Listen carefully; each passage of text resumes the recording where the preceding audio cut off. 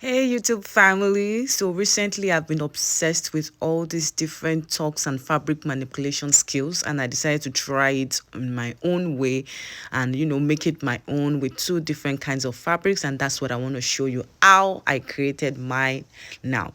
So the first thing I did was to create these strips.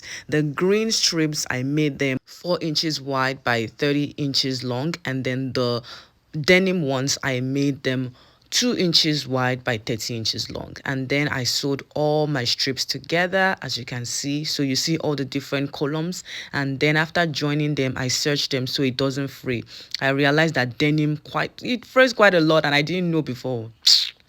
Yeah, I say you should not spoil my flow, so I decided to serge it. So the next step after serging it is to fold the green part that is 4 inches long and then iron it. So I folded it into two. Each of the strips I folded them into two, like that, two equal parts, and then I ironed them to about 15 inches long. So it depends on you how long you want the pleats to be, because I wanted the pleats to stop exactly on my waist and then flare out so that it looks like it cinches at the waist and then flares out at the bottom.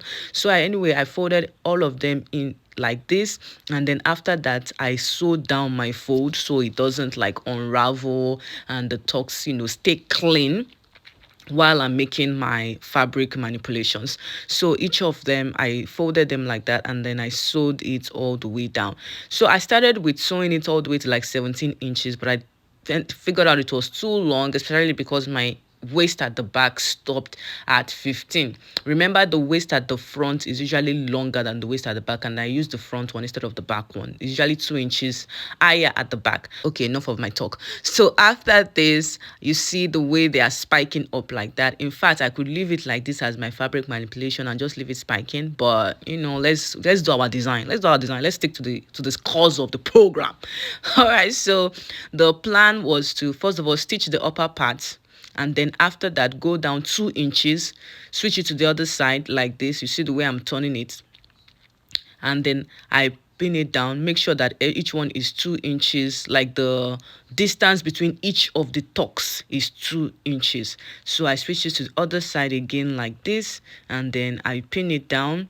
So that was what I did for each of my panels. So you can take your pin, you see the way the pin is going, and then I pin it down, and I did that for all of the tucks.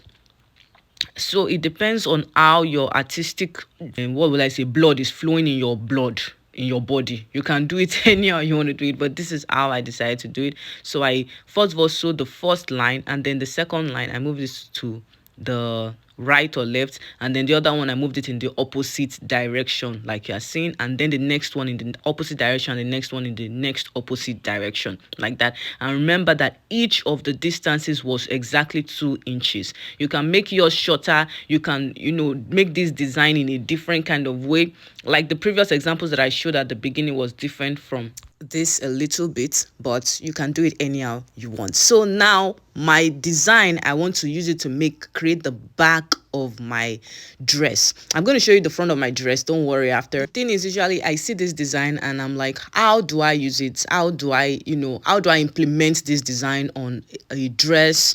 Because I see lots of tutorials on it, but there's like no implementation, and that's why I'm showing this tutorial on how you can use these stocks and then create a dress from this kind of fabric manipulation, or the implementation of it.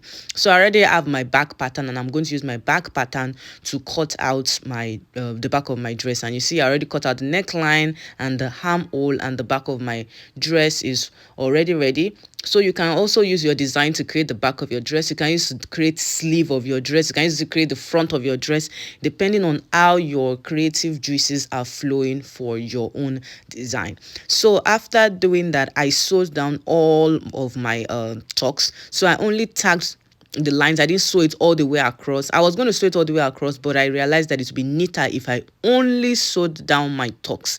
So I only sewed down all of the tucks, or the pointy parts of it, for each of them, and that way I didn't have to sew across. So this is what it looks like. I haven't ironed it out very well, but imagine me ironing it out. It's going to be so nice and so clean. And this was the front of the dress. Yeah, you see me stunting, you see my pocket, you see the sleeves. If there's any part part of this jacket that you want me to show in the next tutorial, just let me know and I'm going to let you see it. Don't forget to like, share and comment below. If you have any questions, you know I'm always ready to answer all your questions.